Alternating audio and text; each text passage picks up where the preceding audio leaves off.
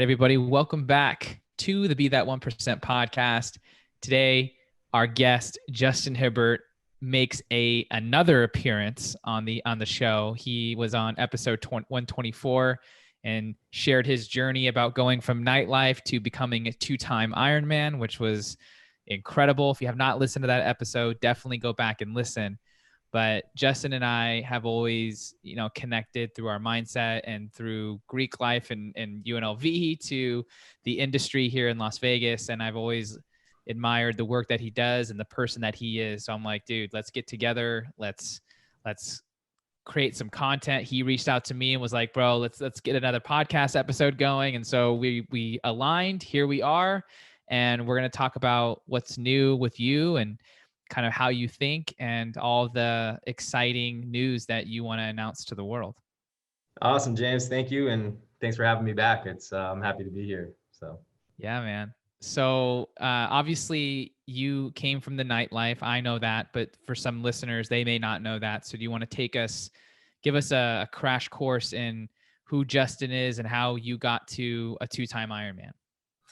Yeah. All right. So start from the beginning. I was born in Miami, but I grew up here in Las Vegas, went to school out here all the way from elementary school all the way up.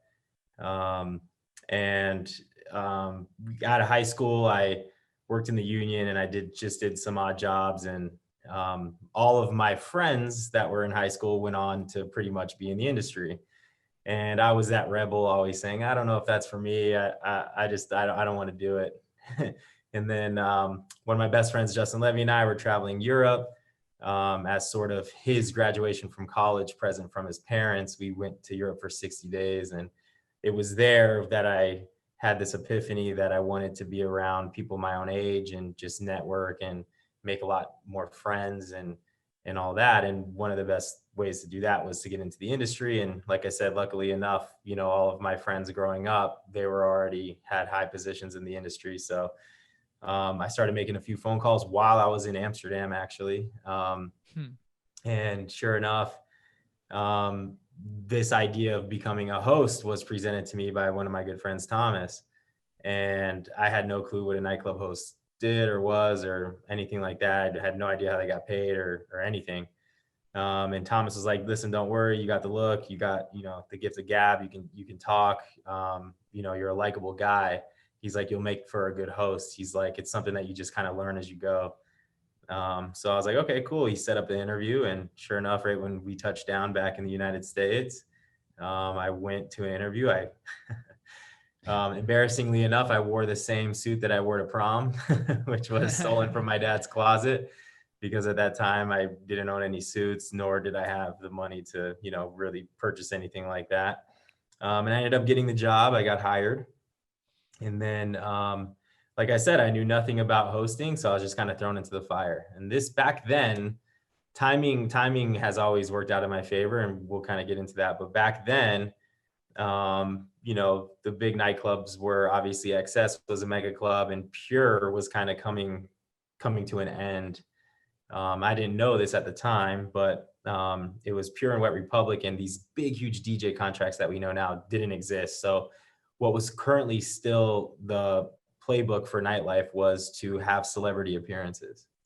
And I don't know if any of you listeners remember way back in the day, nightclubs literally used to pay just to have Jennifer Lopez show up and sit at a table. I mean, you couldn't even see her. Like if you were in GA, you just saw her name on a flyer, knew she was going to be there. So you thought that Pure was the spot to be. And then you showed up there, but it's not like you got to see her or anything like that. So I started at Pure, obviously, and then that was when the company was called Angel Management Group. So it was obviously a much smaller company. We owned Pure Nightclub, and then we managed LAX and Wet Republic, and that was pretty much it. And then our CEO at the time, Neil Moffat, was working on this mega club idea with MGM and then his partners from Abu Dhabi. So I knew that this was coming on board within the next year and a half. And I essentially just banged on my boss's door, the vice president actually, and I just begged him over and over and over again to put me on that roster, to get me on that team as a host. And, obviously it started off where he was like, you don't deserve to be on that team. We're taking the best host in the city. You just started. You haven't even booked any revenue. Like, what are you doing, kid? Like, get out of here. And then it was just my mission to prove him wrong, prove him that I did belong on the team. And although I was new and green and had no clue what I was doing, I was willing to work. And I was willing to work off of the schedule that they provided. I was willing to put in the extra 20, 30 hours a week on top of that. So that's exactly what I did. And, I was at Pure Nightclub till 4 a.m. and I put that same old suit on at 11 a.m. And I was, on the strip every day and just meeting new people and hoping that they sent me tables and business and guest lists and what so have you. So as that year kind of went on, I ended up climbing the ranks in revenue at Pure, which was impressive to Alex and the guys going over there to run Hakkasan. And they gave me a shot. How it actually happened was, I found out later, I actually didn't make the roster. What happened was they had 2 spots open and they literally couldn't get a couple of the guys that they wanted to come over from the other nightclubs because they were locked into contracts. So with one of the last remaining spots, they decided to put me on the team, but it was literally the day of the very first meeting that they were having with the whole brand new Hakkasan team. So they were just like, hey, what are you doing right now? They called me that day and I said, I'm literally not doing anything. I just got out of the gym. And they're like, get down here to MGM right now. So I busted it down there and I show up, I'm in literally wearing scrub clothes, like a t-shirt and shorts or ripped jeans or something like that. And everyone else is there, suit buttoned up, full suits, full, nice shoes, everything. And here I come strolling there with a backwards hat on. And I pretty much got laughed at. And everyone's like, who the heck is this kid? So I am once again fully embarrassed and I'm sitting down and we had to introduce ourselves. So the whole room, and when they got to me, I was the last one to go because I had the last seat. And we had to introduce ourselves and also say a goal. What is our goal while working at Hakkasan? And it gets all the way to me and I stand up. I'm like, hi, I'm Justin Hibbert. And my goal is to one day be the lead of this nightclub. And once again, the whole room erupted in laughter. Like, who is this kid? Like, no chance. You have zero chance, bro. Like, there's zero, what are you talking about? But that's just who I was. I had a chip on my shoulder and I'm very confident in myself, and that was my goal. And I was going to do whatever it took to get there. So kind of fast forward a little bit, Hakkasan opens up. We have our grand opening weekend. We go through one of the craziest openings in nightclub history. It was the most expensive nightclub opening ever. We had the most expensive DJ lineup of all time. We did back-to-back $1 million nights, never been done before. We set all sorts of records, all sorts of revenue records. And it was just this incredible machine that was created. And I booked basically zero revenue. So my best friends on the team were booking, $1 million weekends and they're getting paid. They're getting $20,000, $30,000 paychecks. And I got a $600 paycheck because I didn't book anything. And the vice president, Alex, said, hey, I need you to come to my office Monday morning at 8 a.m. Mind you, we work Sunday night. We work Sunday night till 4 a.m. I have to be in his office Monday at 8 a.m., right? So I show up to his office and he doesn't really say much to me. All he does is he just kind of looks at me and he says, Justin, where's all your revenue? And I said, I was like, Alex, listen, obviously I understand why you're asking me that question. And I promise you from here on out, you'll never have to wonder where my revenue is ever again. I'm going to turn this around. I promise. And from there, the rest is history. It took me a couple of years, but I ended up becoming the #1 host in the city multiple years in a row. And I ended up becoming the lead of Hakkasan. That was pretty cool. And I was the lead at Hakkasan for a couple of years, and then I gave it up. I said I didn't want to do it anymore because I knew I was going to start a business, and that's kind of how we'll transition into that. So by the time I became the lead of Hakkasan, it was already year 6 of Hakkasan. So I was the lead for a couple of years. And essentially, I mean, there was really no magic to it. How it happened was I just outlasted everybody on the team. We started with a team of 60. And by the time I actually became the lead of Hakkasan, there was only one other person left on that team that was from the original team. Wow. Yeah, the nightlife turnover, especially in hosting, is insane. It's probably the highest turnover rate of any industry in the world. We went through over 120 hosts in my time that was there, just hiring and people falling off, get caught up in the nightlife, alcohol, drugs, partying, and all that stuff, and they just can't hang, or they just didn't put up enough numbers and they got let go. So I just had endurance, if you will, and I outlasted them all. And yeah, and I kind of, and that's how I became the lead. And then I was kind of getting over it. I was kind of getting over nightlife. 2019, I remember, it was still a great year for me. But I had spent the last, I mean, at this point, 8 years, 9 years in a nightclub every weekend, every holiday, every 4 nights a week, right? Sometimes 5 or 6 nights if we went out on our nights off to promote. And I was over it. I said, I'm getting burnt out of this. And I didn't drink or anything like that. So that's why I had a lot more staying power than a lot of the others. But I just didn't want to be in a nightclub every night, and I needed to start thinking of ways out. Also, too, the lifestyle that I was living around that time wasn't who I was as a person. I remember when I was a kid, and I still do to this day, look up to my grandfather, and he was an endurance athlete and setting state records in New York and cross country. And, he kind of instilled in me to wake up early, go to bed early. Your morning routine is the most important thing you could do all day. You have to work out. You have to get some sort of cardio in. And he was teaching me that when I was a little boy. And I remember I carried that all the way through until I became a host in nightlife. And I kind of just put that all to the side, and I stopped doing that and stopped living to my true self. And I remember coming up around this time, just being like, I want to change. I want to go back to being who I am, and I want to go back to waking up early. And I want to, at that time, I'm always skinny, but I was out of shape. Could barely run a couple miles, just not the person who I was meant to be. So I started searching for things. One of the very first challenges I came up with was I was going to go to the gym twice a day for 60 straight days without fail, work out twice a day. So 120 workouts in a row without a break. Whether or not that's a good thing or not, I have no clue, but I just knew that I needed something out crazy to me at the time. And at the time, that was a little bit crazy to me.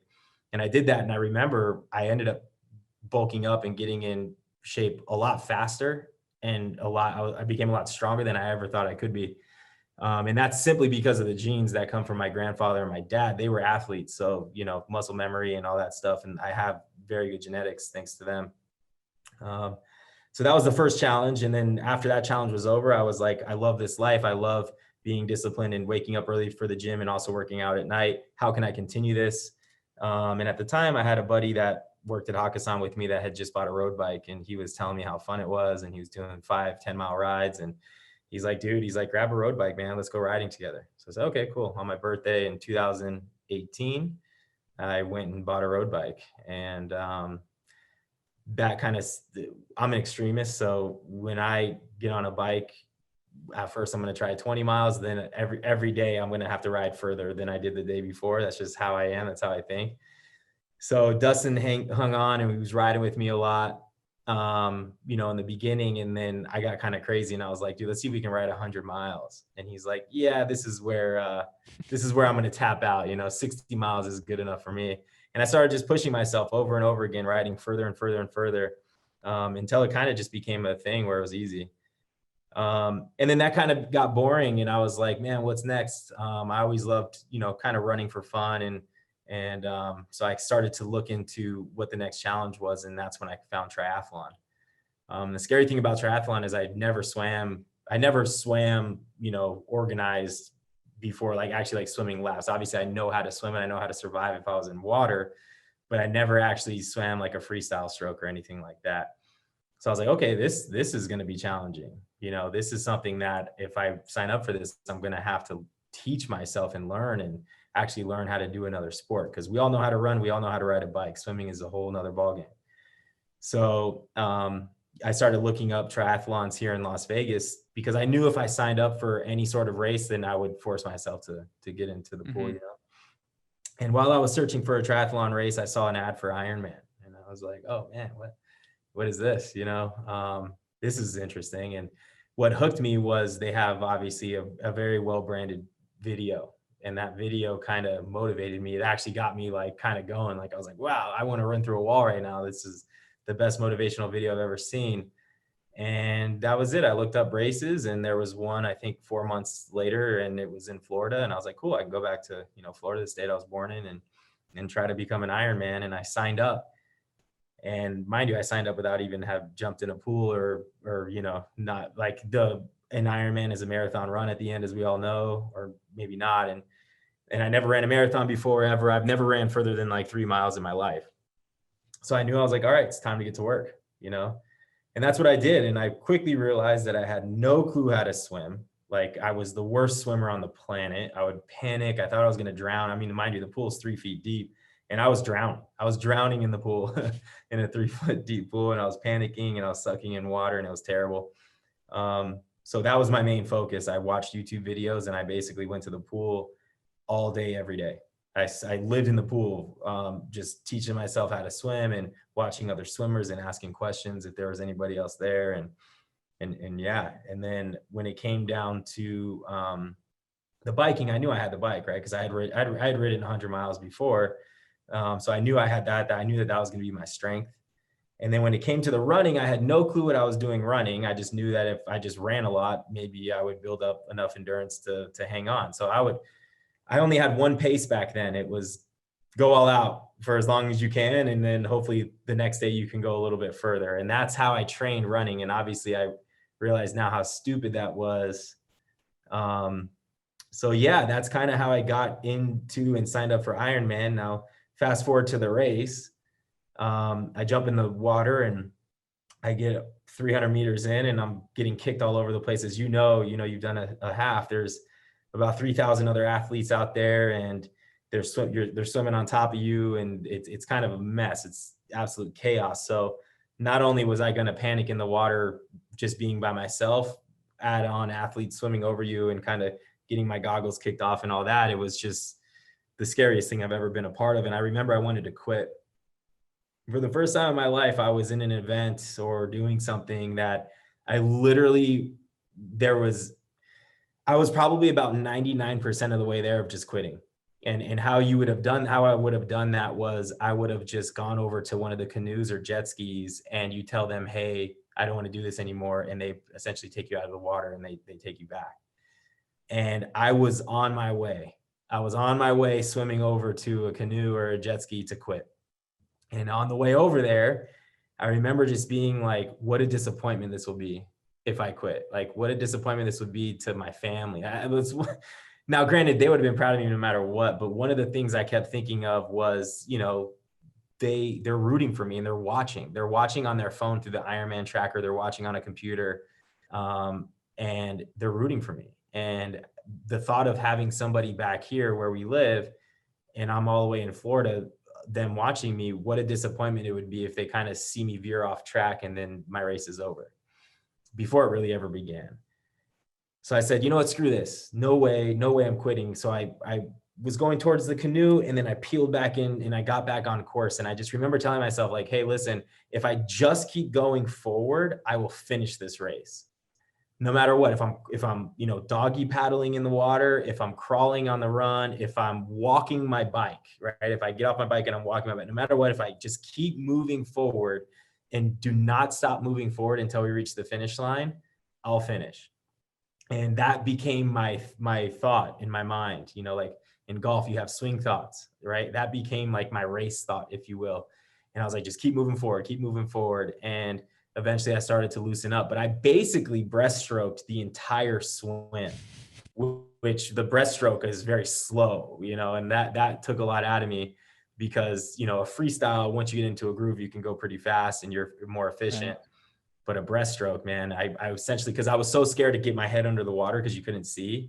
And I was scared of what happened to me before that. I was like, okay, I'll go underwater, breaststroke, come up, and I'll be able to see where I'm going every time. And I breaststroked the whole 2.4 miles, which I don't recommend anybody does. It was terrible. Yeah, that's exhausting. Yeah, that was bad. But when I got on the bike, as I knew that would be my strength, that's when the race became fun to me, because this I've done before, and now I'm like, okay, I'm on the bike. I have all my nutrition with me and I'm cruising now. And I knew that I was like, I got this. Like when I got to the bike, I was like, this is it. I got it. So I finished the bike, very, very good time. Knowing what I know now, that it was a very good time. I averaged about 20 miles an hour, which is pretty good for a novice, somebody who doesn't know what they're doing. And then I get to the run and I just start running. Now I'm like run walking, and going back to what I said about how I was very stupid in training and I would just run hard all the time, I developed shin splints. So you're not supposed to run when you have shin splints because they can turn into stress fractures. But mentally, I was so locked in and just trying to just run through the pain that I wasn't going to let it stop me. So I start running in the Ironman run, and I remember I got to about halfway, like the half marathon mark, and my legs were broken. The shin splints had for sure turned into stress fractures, and it was very, very bad and painful. But in my kits that you're allowed to get when you're on the run in your like little service bags, I put a bunch of ibuprofen 800s in there. And I was like, okay, if I can make it a couple more miles to this kit, I'm going to just overdose on ibuprofen 800. I'm going to take like 3 of them. So that way I'm just numb the whole rest of the race. Hopefully that was the plan. I took like 3 of them, and it, obviously they worked, right? It kind of numbed me, and I just had that same thought, move forward, move forward, move forward. So I basically walked the entire marathon, which that was miserable in itself. It was like 6 hours and 30 minutes of just misery in thunderstorms, by the way. It was one of the most wet Ironman races of all time. When we finished, there was like 2 feet of water that we were trekking through. Yeah. So, I mean, it was insane. And sure enough, finished the race. 14 hours. You're allotted 17 hours. I finished it in 14, and my girlfriend Sasha was there, and she gave me a big hug and kiss, and it was the best feeling I've ever felt in my entire life. Going through all the pain, world of emotions, world of thoughts, crossing that finish line changed me as a person. It literally was life-changing. So, the theme that I see here, listening to your story, is constantly pushing the limit, right? Like, what's next? How can I reach for more? How can I figure out how to challenge myself in a different way? And you got that in some ways from your dad, from your grandfather, from, your early childhood influences, if you will. Why do you think it lasts? Like, why is it so important that you push limits? Like, if someone were to say, can't you just relax and like not do that for a while? Like, what would you say to that? Well, I have actually relaxed many of times in my life. And I just remember being lost in those moments, So the fear that I have is when I take my foot off the gas of pursuing a goal or pushing the limits, then I'm not living for anything. So it's a fear of mine that if I like I said, if I let off the gas, that I'll just become like forgotten about, like a nobody in I won't live up to my standards and expectations that I have for myself. And there has been times in my life, like I said, when I was hosting, that I wasn't really bettering myself in any way, and I didn't challenge myself, and everything was just easy, and I was a mess, mentally I was a mess, and some depression had set in, and I would get exhausted just, talking to people, you know what I mean? Cause when you're going through a little bit of depression and stuff like that, like everything kind of exhausts you. Right. And the only way to really come out of that, what I have learned is, and I've gone through, some bad stuff multiple times in my life. And the only way to come out of it sounds counterintuitive, but it's to actually force yourself to push through a lot more, like put a lot more on your plate, challenge yourself in ways you've never been challenged, get outside of your comfort zone, and just keep pushing and driving. And then eventually the momentum will start to build, and you'll climb out of that hole that you were in. And then you'll start to realize how much more of a person you are. And when that momentum's going, it's like a freight train, and then, so my fear, right, when people say, why don't you just relax, is that, hey, I know what it's like to relax, and it did nothing for me but just drive me deep into a hole of depression. And mentally I was unstable and all this stuff. and I'm afraid to go back there. So now it's like, Mm. how do I stay from going back there? Well, constantly push myself to the limit and see what's next. Right, right. Thank you for sharing that. I think there's a lot of people out there that probably feel something similar, where um, they fear letting off the gas. For me, what do you think the difference is between relaxing and stillness or reflection or recovery? How do you think about those aspects? Right. So good question. The difference is mentally. So stillness, right? I meditate every day, and I'm actually very proud of this. Today was day number 150 of my meditation Nice. streak. Yeah, so I'm happy of that, and I'm just going to continue that forever. But anyway, the difference is recovery, meditation, stillness. Those are all wrapped in achieving the goal that I'm trying to accomplish. So Mhm. within pushing yourself and training and trying to achieve something, you need those things to let your body Mhm. recover itself and let your body actually recovery is essentially letting your body build the strength, absorb all the strength that it's built through the training, right? Because you don't actually get stronger, faster, or bigger while you're training. You get stronger, faster, bigger while you're recovering, because now your body takes all that training, it absorbs it all, and you're not doing anything. And then it's able to build back stronger and faster. And then you're able to move forward. So knowing the difference there is crucial to constantly improving yourself. Otherwise, you won't improve yourself and you actually will start Right. to decline. Letting off the gas is essentially forgetting about the goal that you had in mind, and Mm. you're now, when you're not training, it's not because you're focused on recovering your body. It's more or less like you're not training just because you're like, screw that, I'm done. Mhm. I'm over it, or I just don't want to do it anymore, or something like that. And that's a big fear of mine. Yeah. And for someone who has a goal that scares them, that's really big, and when they say it, they get overwhelmed or they get nervous or they enter that resistance of what if I don't make it happen, or what if I try and it's not right, or what if I go for it and I fail and then I embarrass myself? What's the difference between that and um, letting off the gas because you're tired or you're broke down or you're just you know exhausted? Yeah, that's a good question. I actually just went through this, so I can answer this. I don't know if I know that, we kind of follow each other's story. But I had set out to become and to qualify for all world. And what all world is in triathlon is you do a certain number of Ironman races and you get points every race. And what happens is those points that you accumulate through your three best races then kind of there's a point system of everybody who's ever competed that year. And depending on where you fall and how many points you have, you can either earn all world bronze, silver, or gold, or you don't earn any of them, right? But to get bronze, silver, or gold, I think bronze is top 20%, silver is top 10%, and gold's top 5% of everyone in Hmm. your age group, right? So my goal is to become all world gold in my age group. And, obviously I wanted to accomplish that this year.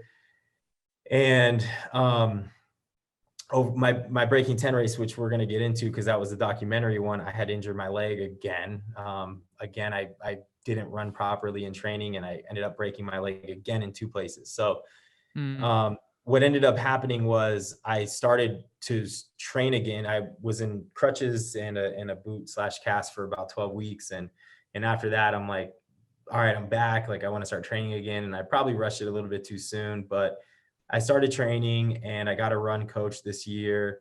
And that was back in early January. And I was like, hey, by May, do you think I'll be able to race? And we had thought at the time that there was a decent possibility, right? It was probably about a 60% chance that I'd be ready. So that was enough for me to sign up for a race. And I was filming myself and doing some content videos on my Instagram, and I was posting about becoming all world. And I did a few episodes, and I actually didn't do one last week, and I need to catch up now this week to explain. But the race was May 15th. It's obviously May 18th. And I wasn't able to go to the race. What had happened was my leg wasn't 100%. So I was doing a small short runs of like, 3 to 5 miles in training. And I know now, after have gone through this multiple times, that as much as I want to tell my coach it doesn't hurt, it's not 100%. I know for a fact. So I know if I were to run at a high levels, faster pace, the injury will come right back, right? Because I've gone through this now twice, and my experience with it, just there's that feeling there. So it was never 100%. So I was going to justify going to the race and just racing the swim and the bike, and then kind of walking the run. Now I started to question myself with that decision a week before the race. And I started asking people closest to me, like, hey, do you think I'm actually going to be able to be disciplined enough to walk the run? Or am I going to get out there and there's going to be people passing me and I'm just going to say, screw this and full send it?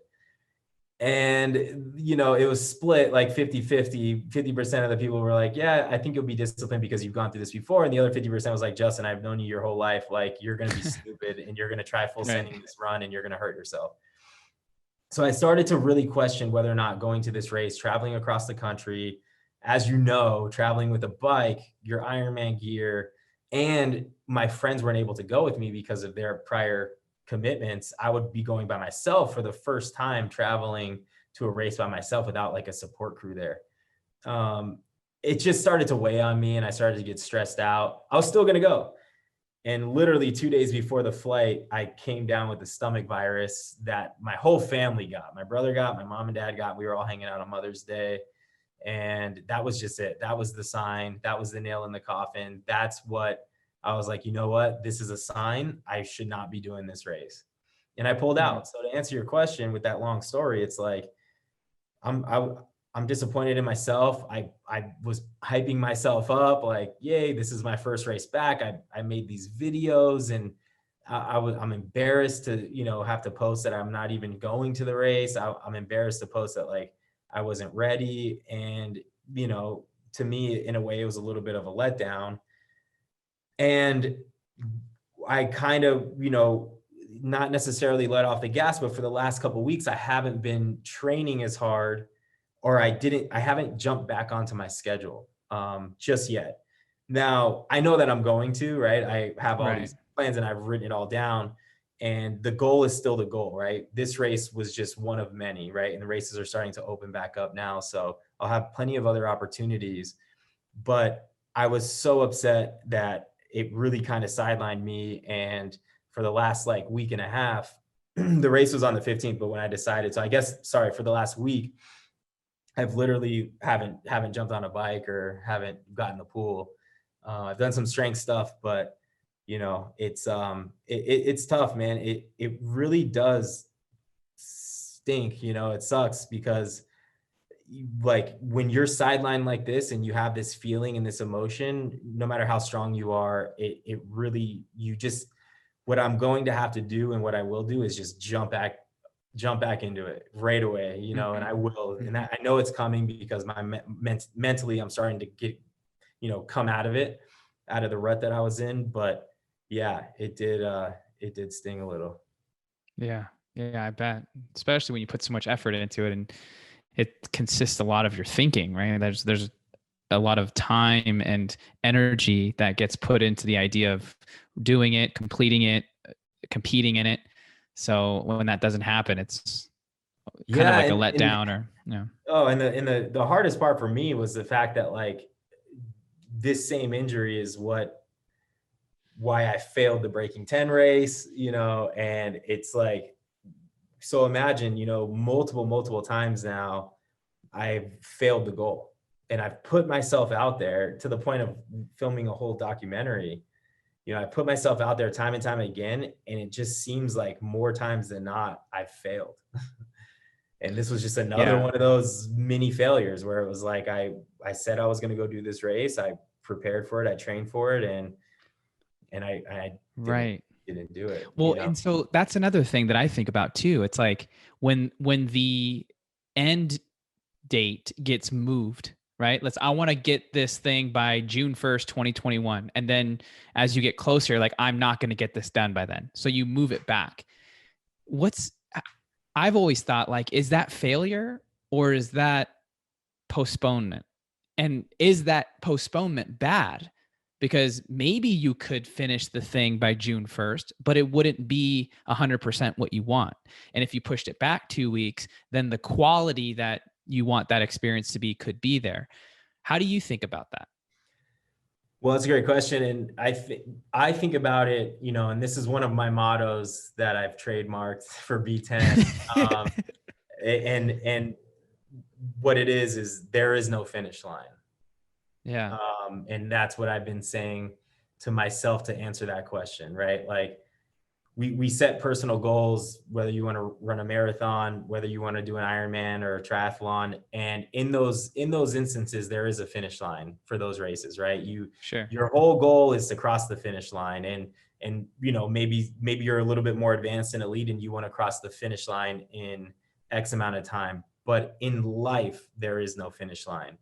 And what I mean by that is, I tried to break 10 hours in an Ironman, and although I was on pace, my leg just couldn't withstand any more pounding and pressure, and it was broken in 2 places and I could not finish. So I didn't get to cross the finish line under 10, right? This race, I wasn't able to show up for the reasons I just said. So there was no finish line for me, but that doesn't mean that I stop training and you stop pursuing what your dreams are and what your goals are in life. And even if there was a finish line, even if I did cross in under 10 hours, and even if I did go to this race and complete it and do well in it, that's not the end, because I still have a long life to live and there's still many years ahead of me that cannot be the end. There has to be another something else. So in the grand scheme of things, we're always searching for the next finish line, which in that case, there is no finish line. Like, you just keep going every day, and then you just keep adding things, right? It might not be Ironman for me for the rest of my life, but maybe I'll jump into a Spartan race, or maybe I'll, say, hey, add this other challenge. But the driving force, like why I wake up every morning, what I do with my morning routine, that all still needs to be moving forward without a finish line. It needs to be moving forward every day. Right. Yeah. So when you say that, I think of how my words that I would use would be outcome versus process. Like, I think when you get too focused on the outcome, and the outcome for whatever reason doesn't go according to plan, or it changes, there's a lot of disruption there. When the focus becomes mostly on the process, which is really the only thing that you can control, your effort becomes consistent, and your love for the process is ultimately what carries you through to the outcome and gives you the highest percentage of success, because your commitment to the process is so consistent. Mm-hmm.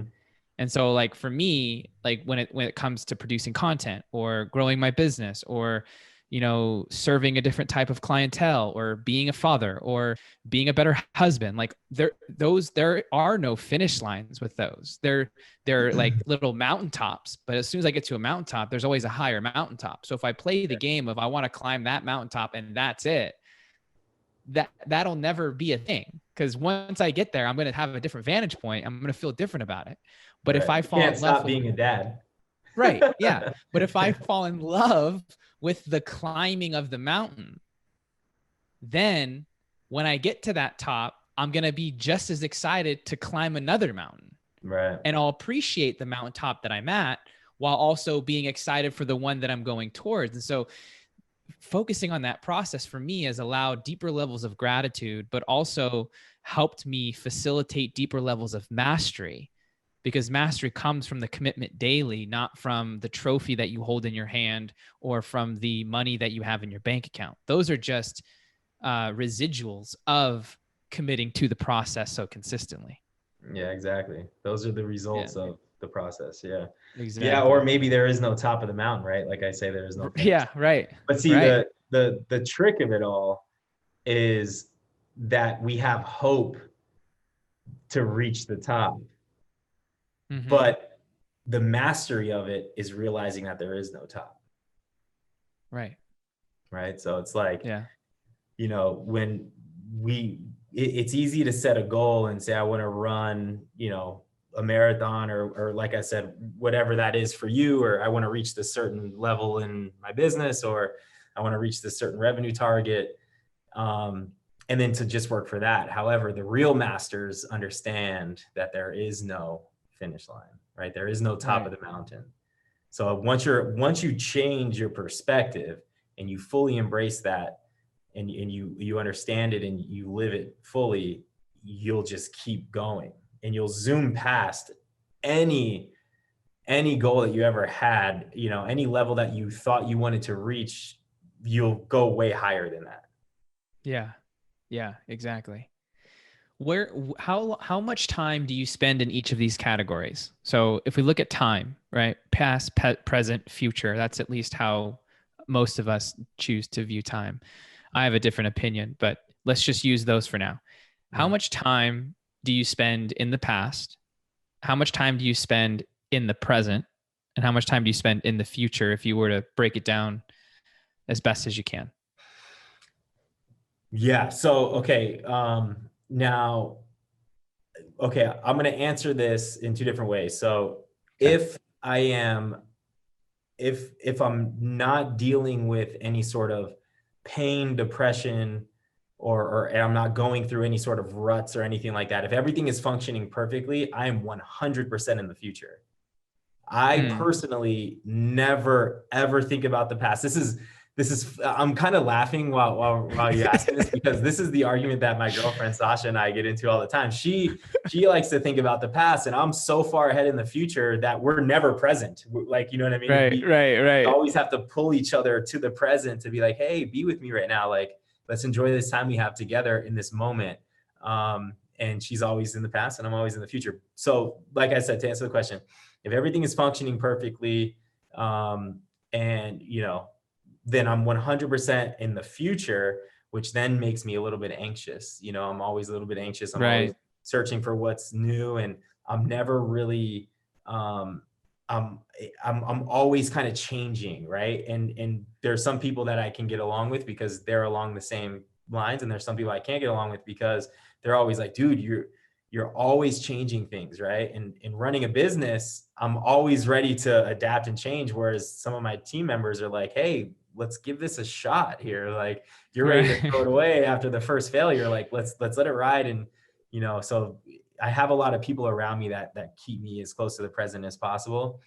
But to go back to why I broke it down is because I think everyone has the ability to be in any state of time, right? Yes. 100%. And I think it all depends on what's going on in your present life that determines where you're at mentally. And I know that when I deal with, and when I say depression, I'm not trying to say, I know that there's people out there that really battle with this. And I know that, I'm not trying to desensitize it or anything like that. I personally live a great life, and I'm in a very good state of mind. So I use this word, and there are some people that really battle with this, and they might look at this and say, hey, you have no clue what it's like, right? So I use it in the sense that, like, I know a little bit about it because of my dad and some family members who have gone through it, and then me personally a little bit as well. So if you're going through a rut, and back on track here, if you're going through a rut and things aren't functioning perfectly, then you do tend to stay in the past a little bit. And what I mean by that is, like, when you're going through a rut, or something happens to you financially, or something happens to you with your work or business or anything like that, you do tend to go backwards and think, wow, why did I make that decision? Why did I do that back then? I was so dumb, and I shouldn't have made that choice. And with those thoughts, you're going back in the past and thinking about why you did something that led to the outcome that you're living through right now, which is putting you in this state of, worry and fear and stuff like that. Mm-hmm. So in those moments, it's easy to think about the past and decisions that you've made poorly. And I have gone through that, and I have tended in those moments to be in the past a little bit more than the present or the future. What pulls me out is the fact that naturally I'm always in the past. So I'll spend a few days there, maybe a few weeks, and then I'll be like, okay, what's next? And then I'll automatically switch my perspective, go back to who I am as a person, and just think about like, all right, cool, that happened. So what? It's over. Now, like, what's next? What's the next challenge? What's the next goal? What's the next benchmark? Like, where are we going? Mm-hmm. Yeah, that's cool. I like the way you broke it down like that. I'd say if I were to think about how I dissect my time, because of the line of work that I'm in and what I try to create when having conversations with people, and I basically talk a majority of my day through session. Well, that's not always true. I'm usually listening, I should say, more than talking, but communication in general. I would say 50 to 60% of my day is probably present, happening now, trying to be attentive, listening, but really listening, not just hearing, listening, watching, drawing patterns, conclusions, asking questions so that I can connect here. Then I'll reflect on what I've done to refine what I'm going to do in the future. So I'll spend some time there, maybe 15 to 20% in the past. And then I think the rest, well, yeah. Yeah. And the rest would be in the future. How can I make the next session better? What does tomorrow look like? What does next week look like? Where do I want to take my business 5 years from now? Who else can I connect with and, collaborate with, and these types of questions. And so I think it's an interesting question. I've never asked that question before. And so it was kind of cool to explore that with you and really think about, well, how do I use my time too? And I don't necessarily know if there's the right way. I think it's easy to say that living in the present is the best. But everyone has their own style. It is hard to do, Very hard to do. Especially when the past hasn't been healed or pieced together, right? Because then the fear can then quickly go to the future of, I don't want to experience the thing that I experienced in my past in the future. So you have this jump back and forth of like, oh, this happened, I don't want that to happen. Oh, this happened, I don't want that to happen. Whereas in present, then you kind of let go of creating the future that you want to some degree. And then you almost forget the identity that you have from the past. Right. So you're like left with this new canvas that for a lot of people, they may not be used to that type of thinking. Yeah, it's a survival mechanism. As we evolved on this planet, we definitely have the capability of remembering what hurt us in the past and not to go down, not to go in that alleyway or not to go, you know what I mean? And animals have it as well. It's like we view animals and we think how amazing it is that they can remember their tracks and they know to stay away from the lions and, all that type of stuff. And their instincts, basically, we're in awe of their instincts, right? But they get those instincts because of what they remember from the past and how they want to, get food or whatever that they may want to do in the future. But yeah, it's a survival instinct. So our survival instincts are keeping us, actually limiting us from being in the present. Because when you're in the present, most likely that's when you're going to get caught by that lion because you're kind of just like, yay, everything is so great around me. And then boom, right? It's like something's there. Like, cause in order for you to be instinctual, you have to be like, okay, wait a minute. Last time I was here and think about the past, like, you know what I'm saying? And then it's crazy because then when you actually are in a situation where it's very dangerous or whatever, it brings you into the moment and then you're reacting in the moment. It's like you said, it's like this constant back and forth. And it's interesting to think about it. I think my question to you is, did you have to practice? Like, if you practice this, have you actually like really put time into, hey, I want to be a better listener in the present Yes.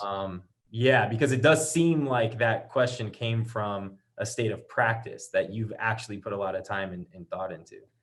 Yeah. Thank you for catching that. I think so. Meditation 100% has helped me become more present. And what I've learned with present is that, or being in the present, is that you're more aware than now than any other time ever. And how I view time is just a continuous now. Like there's no tomorrow, there's no yesterday, there's just now. That's how I view it. And so if there's always an ever evolving now, how can I be in that stream more so that I can squeeze as much as I can out of this life? And as I'm floating down the river, I may get out and visit the past, or may project and see where the river's going into the future. But the joy I find is being in that river of the now. It's where I can smell the things around me. It's where I can laugh, but really feel the laugh. It's when I'm making love and not have to think about how long I'm lasting, or is it pleasure filled, or it's just I'm there with the other person. It's getting lost in conversation where time doesn't exist, and you're seeing someone for the first time emerge into something that they've never thought they were. Like these things don't happen in the past or the future. They happen now. And the beauty I find is always here. So if I want a lifestyle that's more fulfilling or more rich or more beautiful, then what I have to do is attune myself to where that is, which is now. And then I also have to go back into my past to understand things that keep getting in my way when I'm trying to be present. Fears, insecurities, past betrayals and hurts.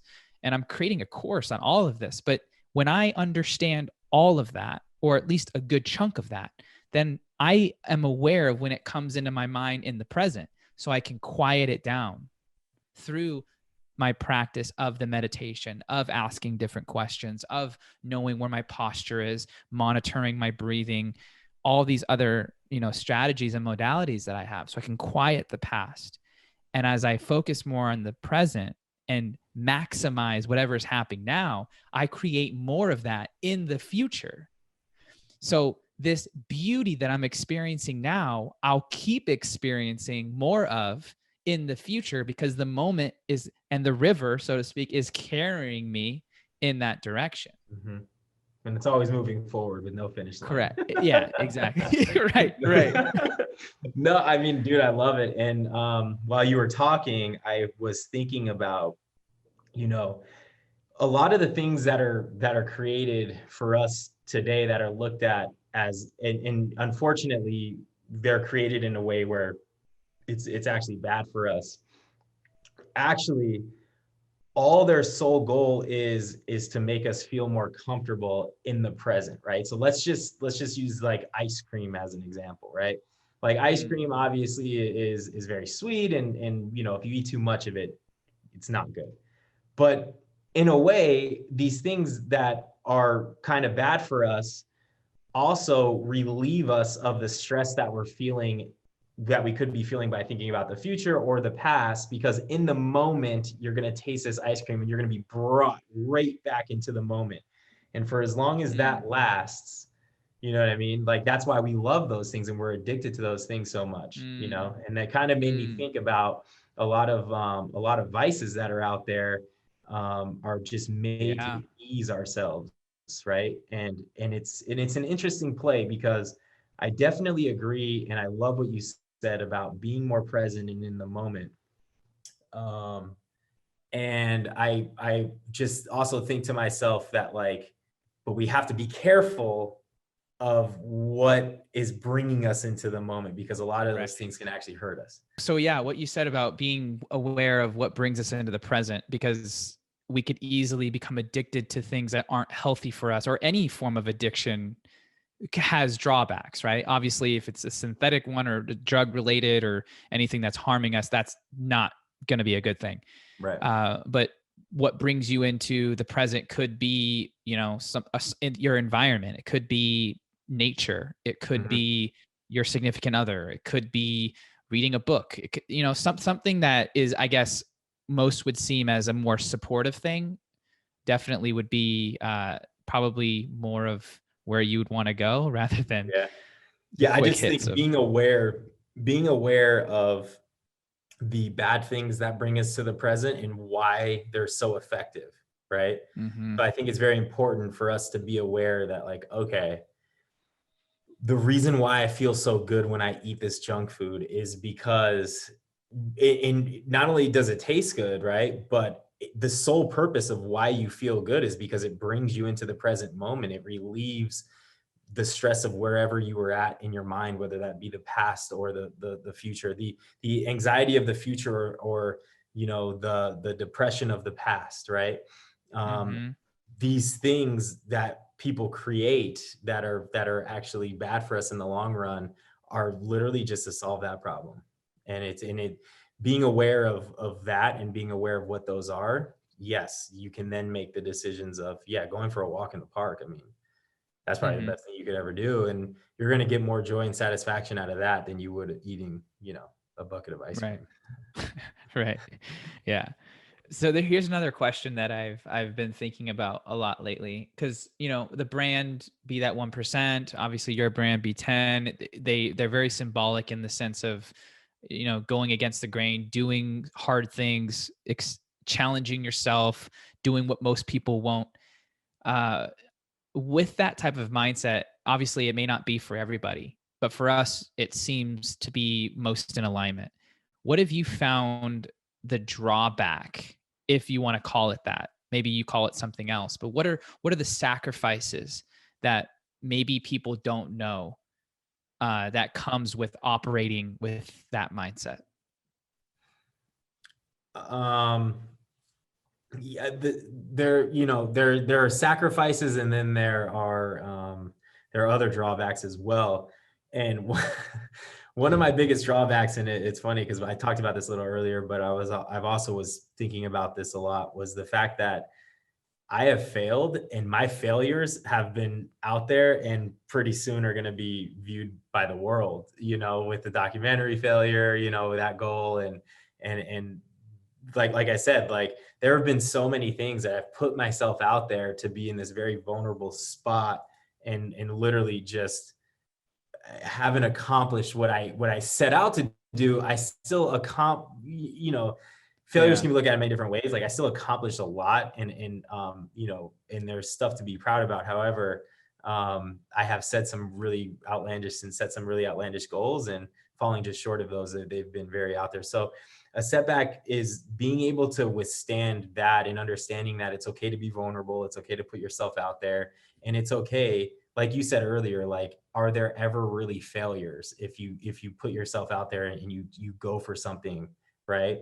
And to answer that question, no, they're not. If you give it your all, and you're happy with everything that you've done up until the point to achieve the goal, then it's not a failure. Whether or not you accomplish it in the time you want to or not, it's a success because you made it that far.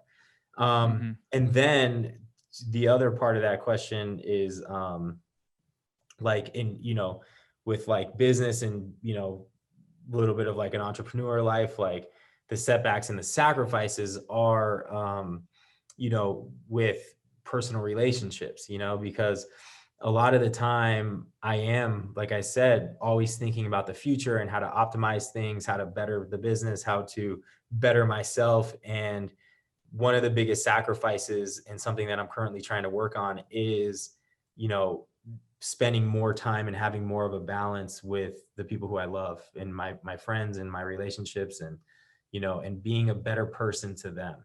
Mm-hmm. Because in the end, just, they're the ones that are there for me right now and through all of it. And it's, how can I be better to them, because of how good they are to me.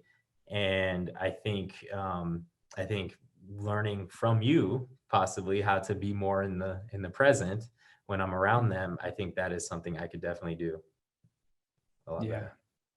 I would agree with that sacrifice too. Like for me, I love I could do what I'm doing right now with you and all of my clients 14 hours a day, 15, 16 hours a day, and love every minute of it. I just can't. I don't have to eat. I get so excited to do it. Like it's just in me. It's been me. And there's been layers of revealing that to me over the course of my life with different things that have happened and, you know, mentors and things. Like it's been brought out of me. But I think there's been a thread that has always, that is either a gift or something that I've cultivated from a very early age, that this just, it makes sense for me.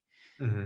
And so when with that, then you introduce a wife that not only is a wife, but also a business partner. Mm-hmm. So then you have to manage those. I have to manage those dynamics. And then a kid enters the picture. Yeah. And then you add like no sleep, you add, you know, crying in the background, you add messiness to what was once order. So you have this chaos and order at every part of the day. It's hard to keep routines together. Sometimes your mornings go great. Sometimes there are no mornings. Like it's this ultimate dance. And so the hardest thing for me has been, how much time do I give to what I love all three of these things. Mm-hmm. And I love them all in different ways, you know? And right. It's like your family should be more important than your business. And it's like, well, my business isn't my business. My business is me.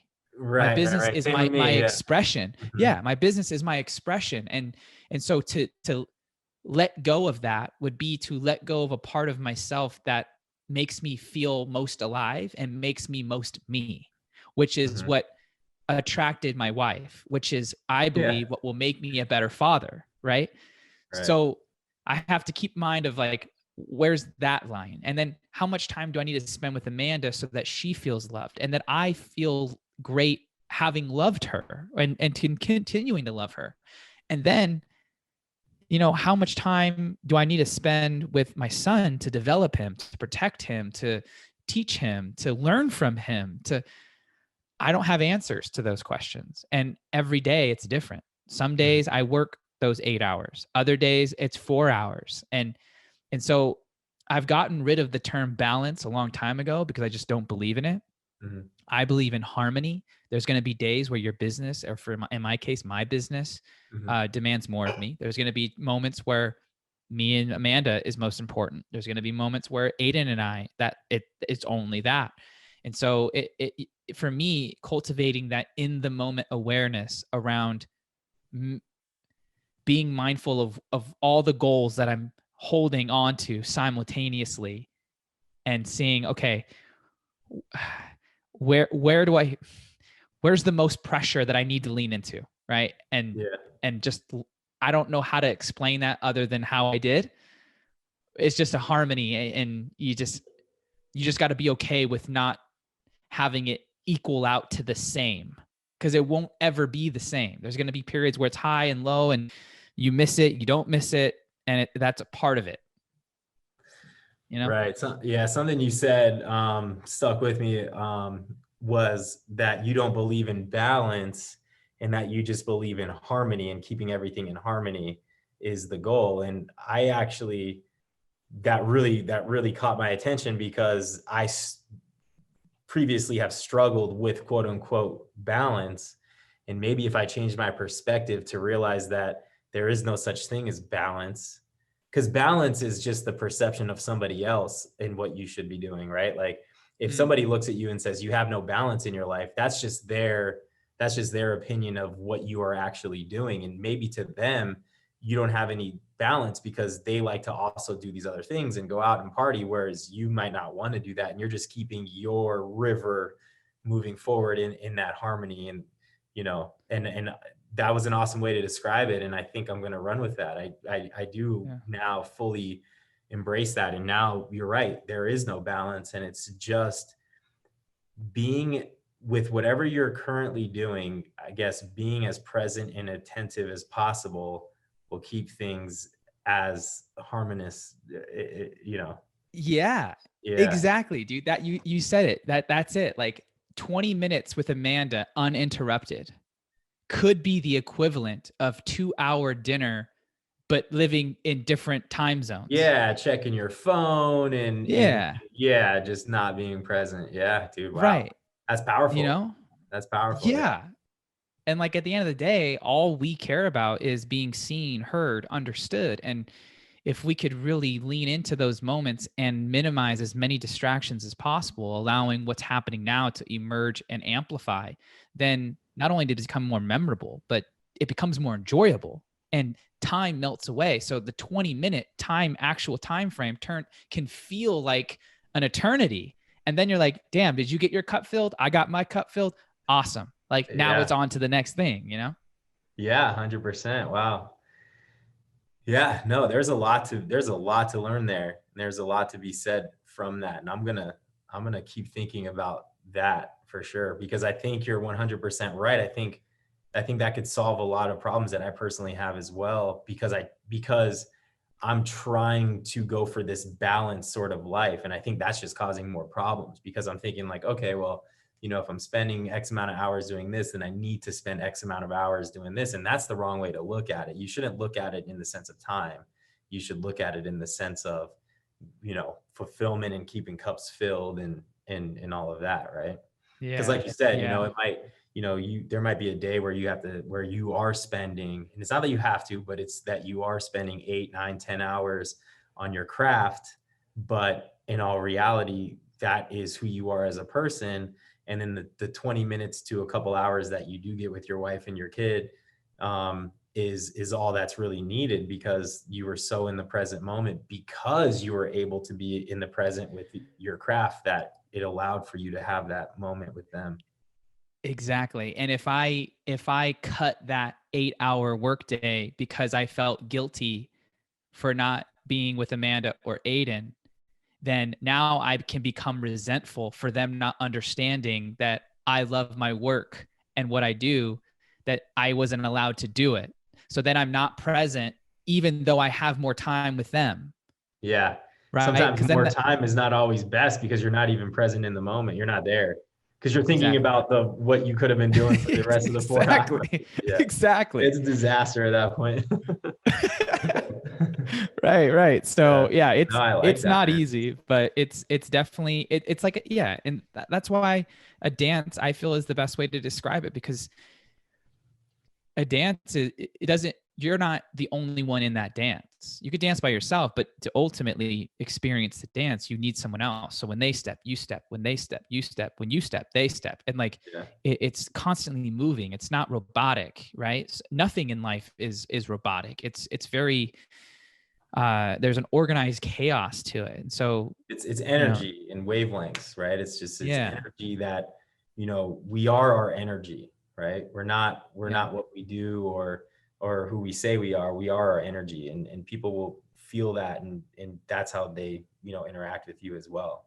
Good yeah, energy, bad energy, and right. I think you're right. I think it's that constant like weaving in and out and that flow of, of good energy at all times. Right. Right. Yeah. And for those listening, it's not just one side. It's not like, oh, my wife needs to understand this about me. Like it's also for her too. Like we have these conversations at night where I'm like, hey, what do you want to do more of? Like what are you not doing that we can help facilitate so that you have more space to do it? Because I want you to be you and feel like you so that when you come back to me or when you become not become, but step into mother role for Aiden, that you could actually be there. And so we're constantly communicating about our needs and about where we're at and taking pulses. And, um, that's kind of fortunately what we've agreed upon very early in our relationship. So I'm grateful for that. And it's taken a lot of time, a lot of discipline, a lot of intentionality to get to where we are. And Mhm. by no means are we perfect. We have a way long way to go, but uh, it's definitely in a good spot for us currently. That is good. It's always good to kind of lay that out and build that foundation, you know, Yeah, in the yeah. beginning for sure. Yeah. Um, one last thing before we can kind of wrap up here. I'm curious what your thoughts are on this. So labels are very helpful in some senses because they help you understand concepts, right? You label something, someone, you have an idea, an organized set of rules around how you can interact with that person or that thing when you label it. However, labels can also be prisons, right? And they can keep things stuck in a place that they shouldn't be, or when they're more than a thing, they get labeled into one thing. It restricts what that thing or what that person is. And so I gosh, stumbled upon this question probably about a year ago in like one of my journal entries. And it was like, who are you without the thing that you define yourself most as? You know, like if I define myself most as a mindset specialist, well, who am I without that? Mm-hmm. You know, and or you can answer it or just tell me your thoughts about it. But like that for me opened my eyes to, I'm a lot of things and I don't want to be narrowed down to one thing, but I find that we get a lot of value from being one thing and being really good at one thing. People pay attention, they listen to us, they see us as an authority, we can connect to people when we use certain labels. But I think there's also a danger to being so fixed on one thing that you can miss so much other information that is outside of that label that you can't see because you're so fixated on the label. Mm-hmm. What do you think? Yeah, this is something I've talked about with Sasha and even my parents and stuff. And I'm sorry to the listeners if this seems a little bit like crazy and out there, but I 100% believe that we all are everything and we're nothing. And what I mean by that is like, and like I said, I'm sorry because this is probably like a terrible example and I don't want people to think this way. But let's say this a guy, he's driving down the street, okay? Somebody cuts him off, all right? In this moment, he gets rage and he feels anger and he wants to retaliate. So he chases the car that cut him off, honking at that car and being very mean to this car, right? Now, what happens with this car, this person that he's doing that to, is they now become angry and very upset, very rageful, right, in this moment. And now this guy wants to retaliate as well, okay? So they pull over and now they start fighting. They start physically fighting, okay? And this happens. This happens all the time. And the fight gets out of hand, okay? And one person gets critically injured and doesn't make it, okay? The person who got cut off makes it. The other person who he then chased down the road doesn't make it, right? So that person that was having a great day, right? Kissed his wife before leaving to work. He's a great father. He's a great businessman. He owns his own business. He's a great athlete. He's a great motivator to the people who follow him and look up to him, is now a murderer. Okay. To society, to the rest of the world, because they go on trial and this trial becomes public. There's articles written about him. You and I don't know him. To you and I, he's a murderer. He killed somebody. Okay. But to other people, he was the best dad in the world. He was the best athlete on his high school team. He was the best boss anyone could ever have. He was the best motivator in his own sense. He was the best friend to all of his friends. He was always there for them, right? But to you and I, he's a murderer, and we think very differently of him because of these labels that are put on people. Mm-hmm. So my answer to your question is, we are everything. We have the capability of being everything, and it is scary. It is very scary because we've all been in the situation where somebody cut us off and we got very angry. And making one bad decision can turn this one instance, this 10-second instance, and we can become somebody who we've never became before. But we have the ability to be that person. Yes. right? And although you're not that person, and that's not who you identify with, right? He didn't identify with that. He didn't wake up that day and want to hurt somebody, you know, but he ended up becoming that person. That label was put on him, and he has to now spend the rest of his life in jail because of this one moment. So I think to myself that we are everything, and then we're also nothing at all. And what I mean by the nothing at all part is that remove all the labels, right? And we're everything, right? And I think of it like colors. So stay with me, right? Like the color white is all the colors in one, and we see white, right? So to us, white necessarily isn't really a color. It's just clear, it's white, you know what I mean? But you know, green looks so green and blue looks so blue, but white is green and white is blue, but it's nothing at the same time. You know what I mean? So I think that, I think when we start to personally put labels on ourselves, then it can become a prison. And I think if we realize that we actually have the power, the capability to be anything we want to be, anything in the world, and then the knowledge of knowing that we already are that person, it just hasn't been triggered yet, right? In this very brutal situation that I laid out for everybody, that part of him was triggered, and then things just happened that he doesn't identify himself with in everyday life. Things ended up happening, and now this label is slapped on him, very unfortunately, right? And we know now on the positive side, like, let's look at this and spin this on the positive side. We as human beings have the capability of being anything we want to be. We can be business owners, entrepreneurs, great husbands, great fathers, the best athlete we can possibly be. You know, we just have to find what triggers those and allows us to become those things, right? And I think if we put a label on ourselves, then you're right. It puts us in this prison where we don't actually explore the other areas of opportunity that we have out there. So yes, you are correct, James. You are you're a motivator. You are a person of inspiration. You are a mindset specialist, but you're also an incredible athlete.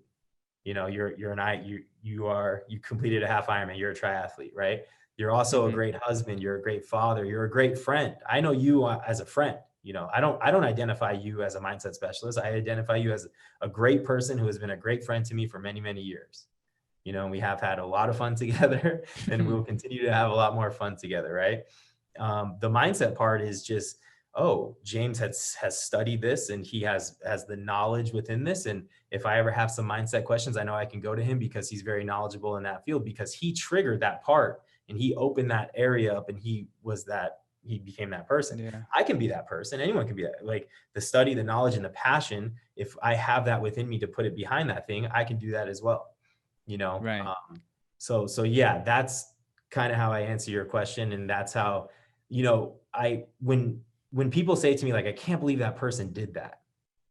I can't believe he cheated on her, right? You might hear this from Amanda, because a lot of times girls say this, right? Like my girl Sasha's like, wow, I cannot believe that he cheated on Zora, right? And I'm just like, why can't you believe that? You know, like, I always tell her, I'm like, listen, we're everything and we're nothing at the same time. Like we all have the ability to be somebody who cheats on somebody. We all have the ability to be also the best person ever, right? It's like, don't label somebody and think of them in a certain way, because then you're being very naive to the fact that they could be the opposite of what you think they are very easily. All it has to do is just get triggered.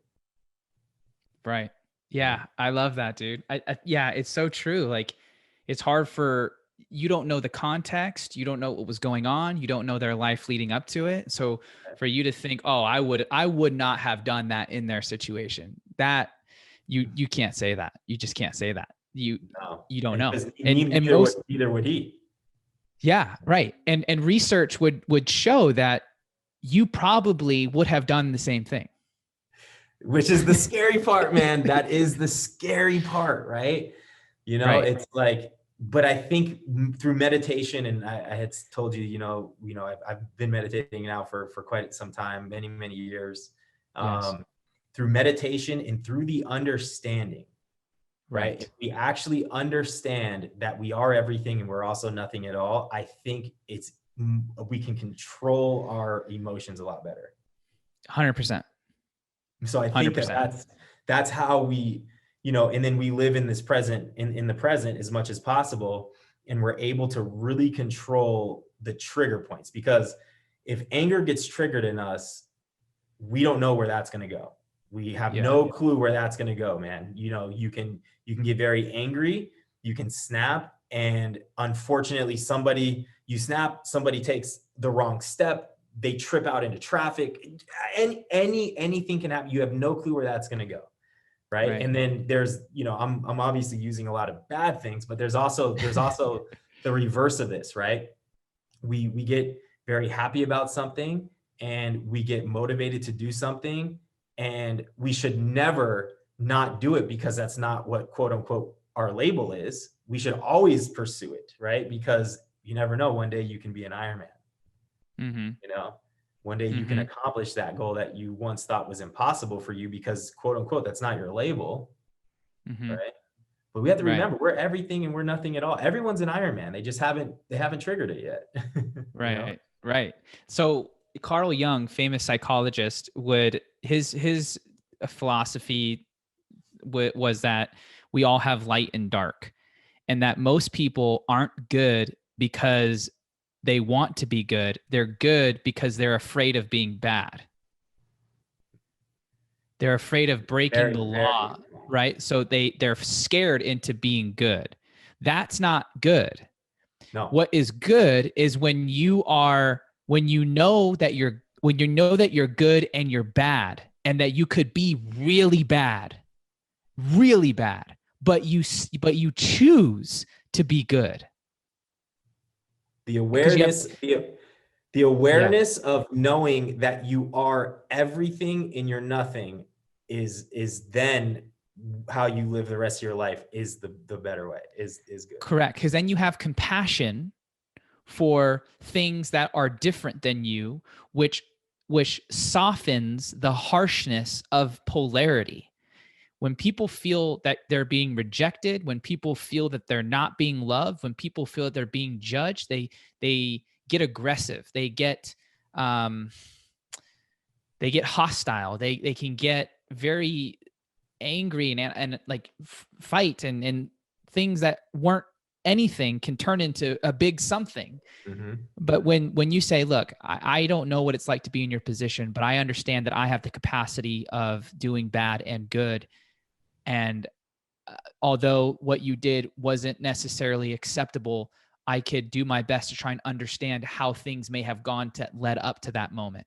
And I don't have to follow you. I don't have to praise you. I don't have to agree with you, but at least I have to acknowledge that if I were in your position, I probably would have done the same thing. That little awareness piece can give you just enough, I don't know what the right word is, just enough skill, I guess, to not step into the place that is going to damage that moment or that situation, or, change the trajectory of your life in a way that you don't want it to. Right. Exactly.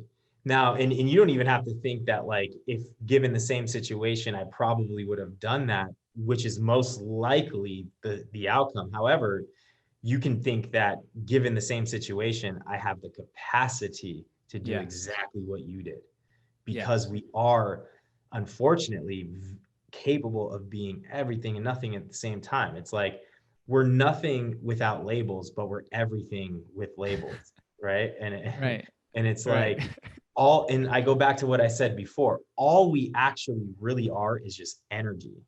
That's all we are, right? And then the energy flows, okay? And the energy can become very anxious. The energy can become very depressed. The energy can become very angry. The energy can become very happy. And we're all of that. We're all of that combined, right?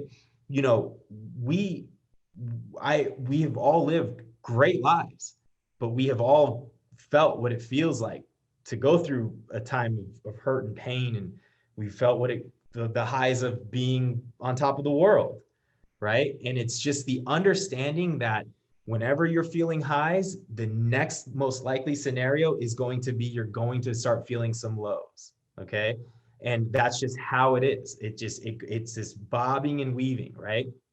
And that's how life is. And that's what keeps everything moving forward.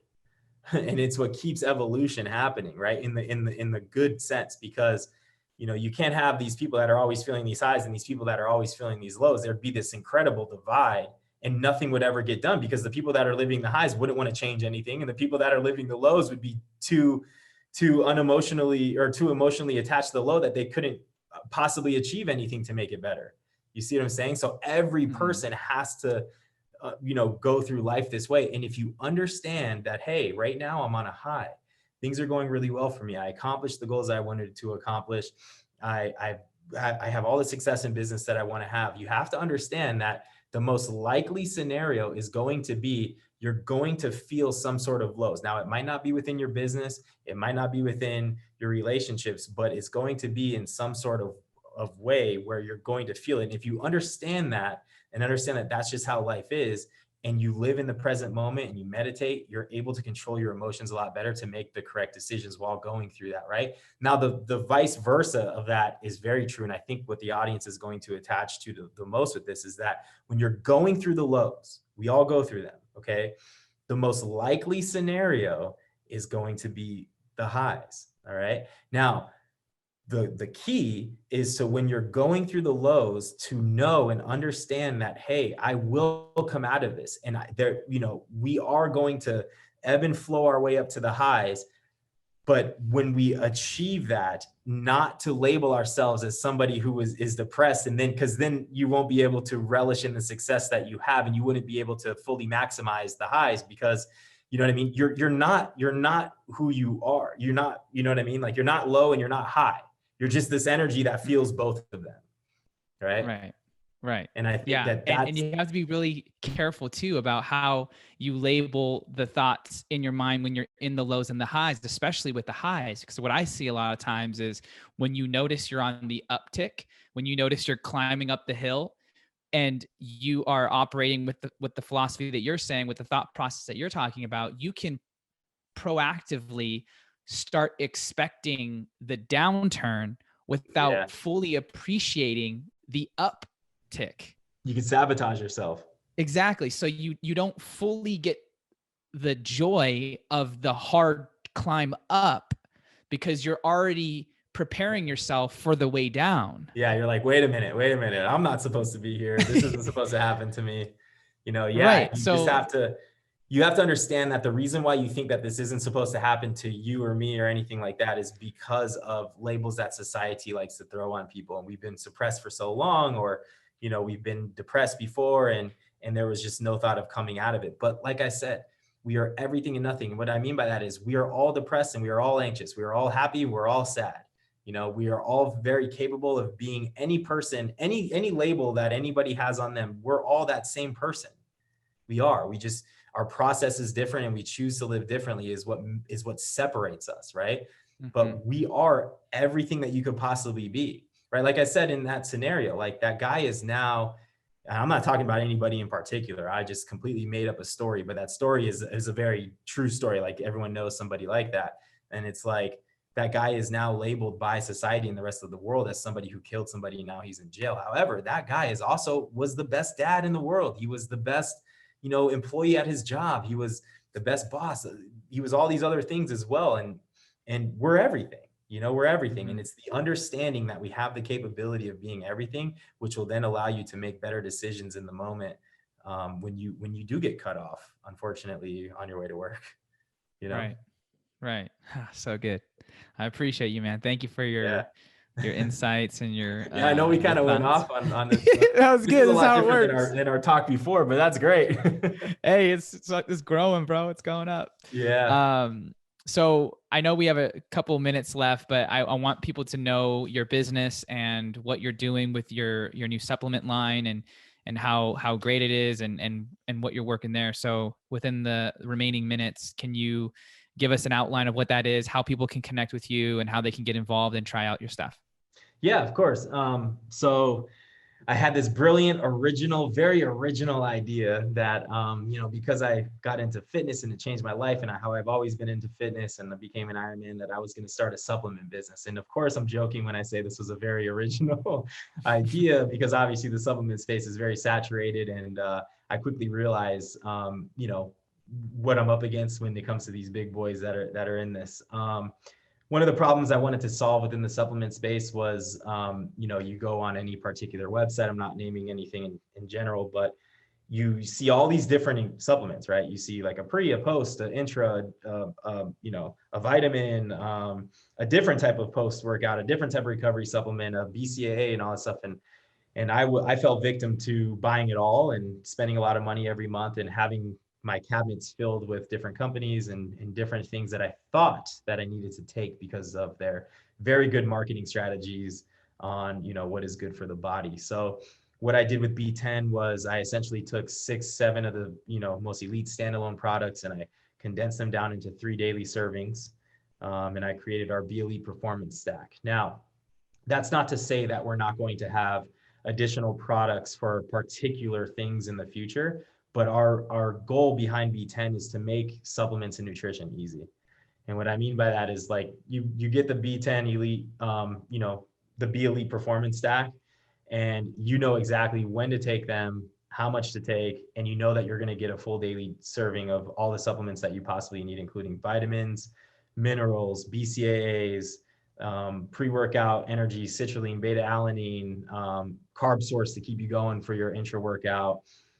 You're going to get it all. And it's very easy, right? You take the Rise Greens morning supplementation in the morning and you have enough energy to last you all day, whether you're going to work out or not. I love taking it even on days off because it's a replacement for coffee.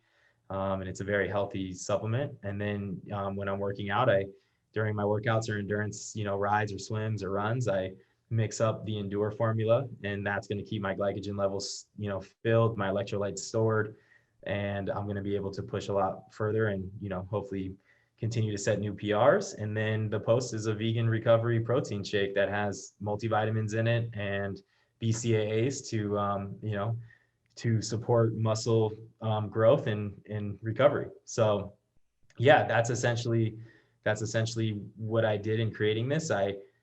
I didn't want a cabinet full of 4 different companies and 17 different products and not knowing when to take what, because then it just becomes overwhelming and you don't end up taking anything.